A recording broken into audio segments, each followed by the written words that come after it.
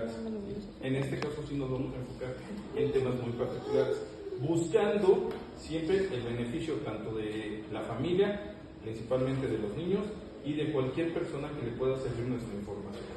No somos atalayos, ni nada por el estilo, ni nada, ¿sí? Perdón, no estoy muy casado con el tema de religión, ¿sí? De repente suelo ser un poquito sarcástico en ese tema, ¿vale? Pero sí les quiero mencionar que hoy vamos a tocar un tema bastante fuerte, que es la violencia verbal en la familia y cómo afecta, ¿sí?, a los niños, cómo afecta a los adolescentes y cómo afecta también a la pareja. Porque este contexto, este problema genera muchos desaguisados a todos, ¿sí? No es exclusivo nada más de los adultos, no es exclusivo nada más de los adolescentes, no es exclusivo nada más el daño hacia los pequeños. Esto es en general. Y platicando con Laura, le pareció muy bien empezar a hacer este tipo de charlas con ustedes si les atraía el tema, ¿sí?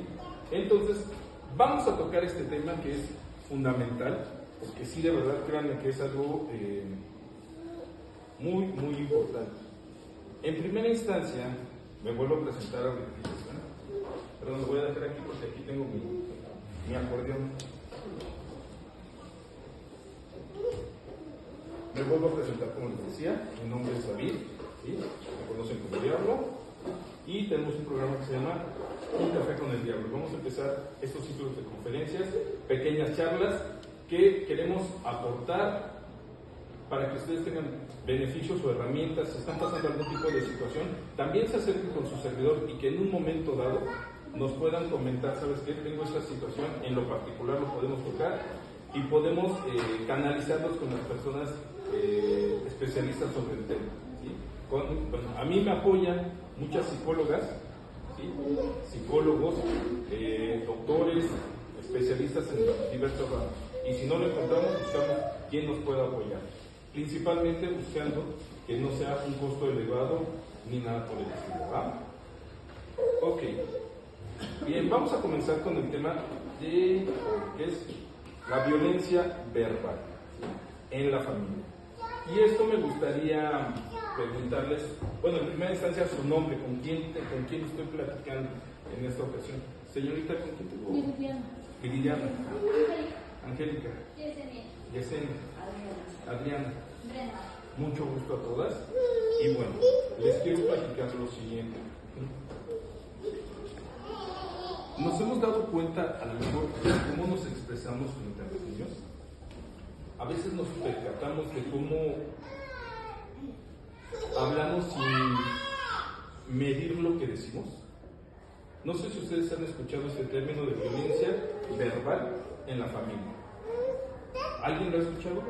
¿O le suena alguna idea que tengan con respecto a esto? ¿A qué les suena la violencia verbal? Bueno, a los hijos el que le dice uno es un tonto.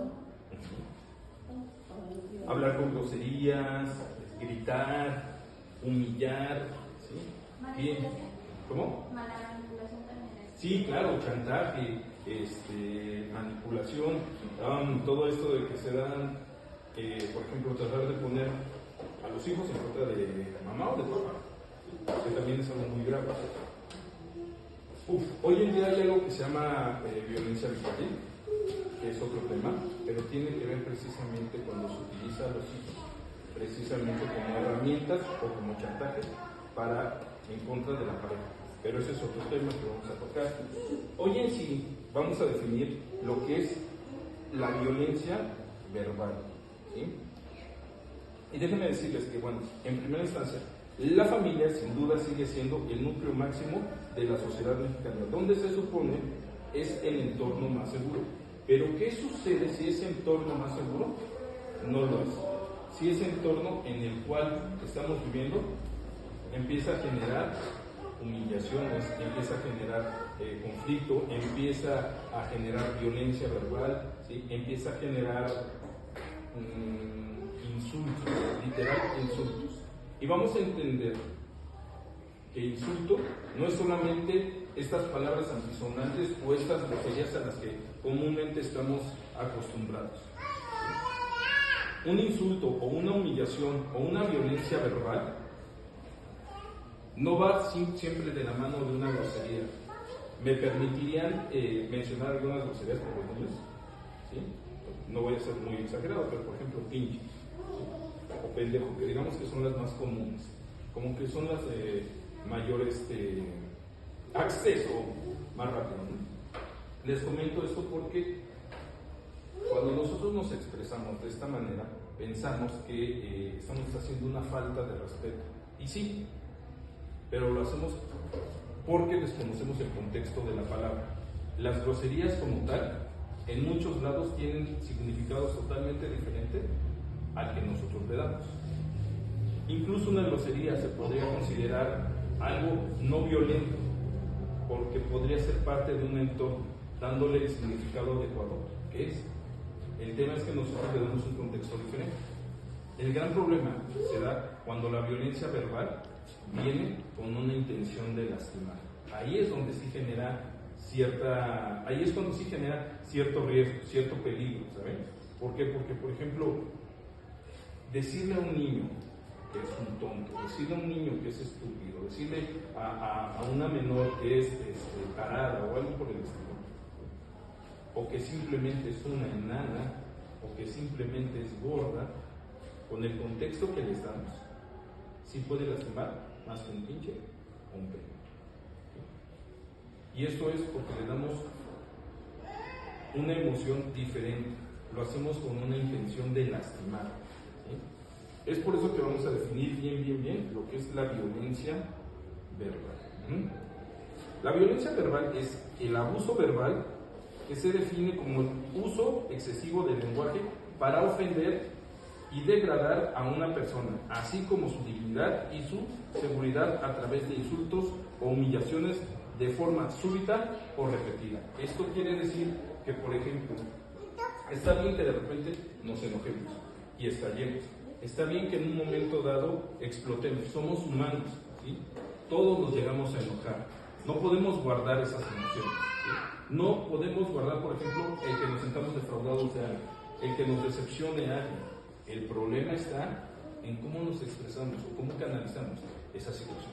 Si en un momento dado se presenta una explosión en la cual mi forma de expresarme hacia, por ejemplo, mi hija es inconsciente y suelto palabras al aire, a lo mejor para mí va a ser un desahogo, pero para ella sí va a ser algo muy doloroso. Sí, claro, por supuesto, la voy a lastimar de una manera que yo mismo ni siquiera me voy a percatar, ¿no? Porque a final de cuentas, cada persona lo interpreta de una manera. ¿Se imaginan, por ejemplo, cuando nosotros le decimos, por ejemplo, a un niño, eres un tonto? Ok, perfecto, ya se lo dijimos, está bien. Pero si se lo repetimos cada 5 minutos, a cada rato, lo estamos hostigando, lo estamos molestando, yo sé que van a decir, es que saben que no es una grosería. Perfecto, está bien, sí, no es una grosería. La actitud con que se dice, eso es lo que llega a lastimar, eso es lo que llega a molestar. Entonces, eso es terrible, de verdad. Por eso es importante considerar cómo nos expresamos.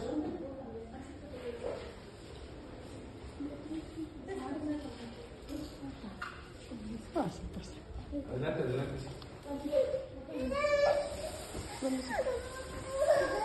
Y bueno, en este caso sí me gustaría saber si conocen algunos ejemplos de violencia verbal. Ya citamos algunos, pero por ejemplo, me gustaría que ustedes me comentaran alguno que se les haya escapado o que hayan sido víctimas de ese insulto.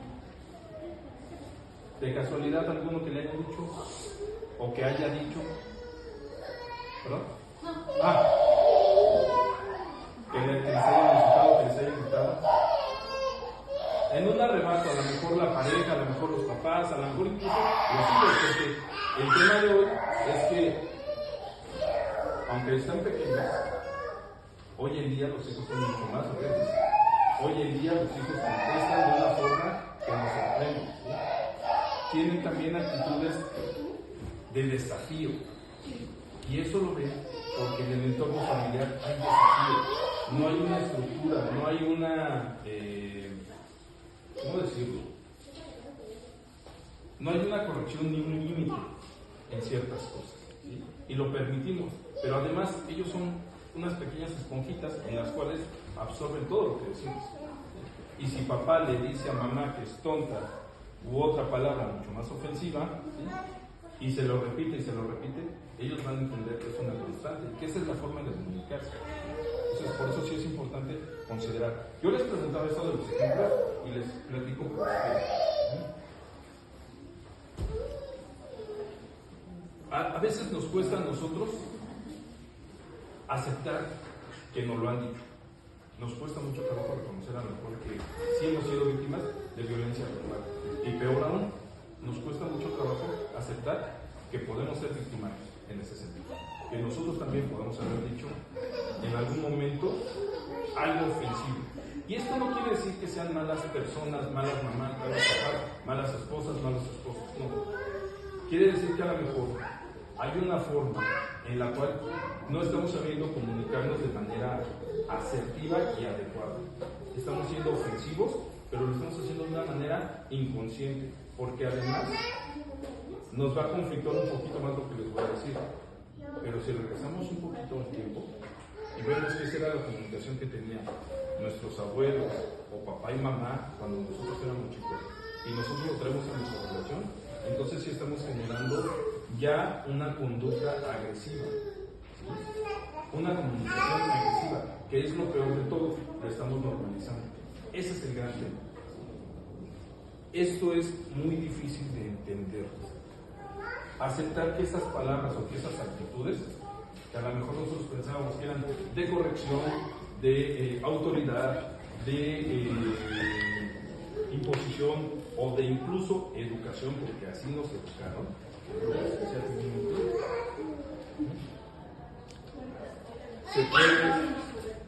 se normaliza y así lo llevamos. Y esto que nos enseñaron los abuelos, los papás, hoy en día a nosotros en nuestro rol de padre y madre lo estamos llevando hacia nuestros hijos. Y hoy están pequeños, pero si no damos el cambio, esto lo van a llevar cuando les toque ser padre y madre, cuando tengan pareja. Y eso va a ser muy, muy difícil. ¿Por qué es importante este tipo de charlas? Porque aquí, ahorita que los niños están pequeños, es cuando tenemos que entender nosotros que tenemos que tener un freno en esa conducta agresiva, en ese lenguaje violento, y sí poner un freno y poder decir, mi comunicación con mis hijos y con mi pareja tiene que cambiar. Incluso la comunicación con uno mismo, porque sí también nosotros nos podemos faltar al respeto de una manera, híjole, hasta pareciera a tono de broma, soy bien estúpido, pero me estoy subajando, ¿sabes? Me estoy humillando. Y aunque a lo mejor lo digas en un momento de coraje, molestia, de angustia, se te va quedando esa huella. Y la verdad, quedarte con esa expresión o ese calificativo hacia ti, si te lo dices a ti, va a ser mucho más fácil que se lo digas a otra persona. No vamos a tener ese límite. Si yo no me respeto a mí mismo, va a ser muy difícil que yo pueda respetar a alguien más en mi comunicación. ¿Cómo te llamas? Nasli. ¿Cómo? Nasli. ¿Nasli? Nasli. Nasli. Hola, ¿cómo estás, Nasli? ¿Cómo estás? ¿Se llama bien? Ay, señor, ya me aburrió. Bien, ok. Les voy a comentar que para la psicología el maltrato verbal es una de las expresiones más duras del maltrato emocional y que consiste en la hostilidad crónica en forma de insultos, desprecios, críticas, chantaje e incluso amenazas de abandono con la intención de manipular, controlar, violentar, sobajar, humillar y o obtener algún beneficio o provecho personal. Y lo estoy citando porque sí es importante comprender cómo puede llegar a afectar y cuál es la intención de este tipo de manipulaciones. Y para dejar claro, voy a citar algunos de los ejemplos más significativos de lo que es la violencia verbal. ¿Sí? Yo les preguntaba a ustedes porque sí me interesaba saber su punto de vista, pero ahorita me van a decir si en algún momento se han sentido identificados con este tipo de situaciones, ¿sí? Con alguno de estos tipos de violencia. Insultos, que son palabras que agreden de forma significativa con una actitud muy hostil y a veces a los gritos. Humillaciones, ¿sí?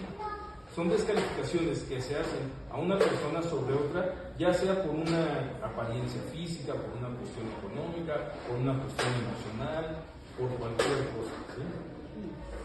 Acusaciones, es decir, está bien que en un momento dado se señale cuando hay algo que se tenga que señalar, pero si hay una persona que se encarga de hacer acusaciones en balde para omitir su responsabilidad, eso es parte de un abuso, eso es parte de una violencia. Yo prefiero culpar a la señorita y decir que ella fue la que tiró los juguetes y yo no los voy a recoger, pero yo prefiero culparla a ella. Permítanme. Juzgar y criticar, eso se da mucho y seamos muy honestos, creo que como sociedad nos encanta juzgar y criticar. Cuando nos juzgan y nos critican, ahí sí ya no nos agrada tanto, pero el tema es que cuando nos llegan a criticar nos ofendemos, pero cuando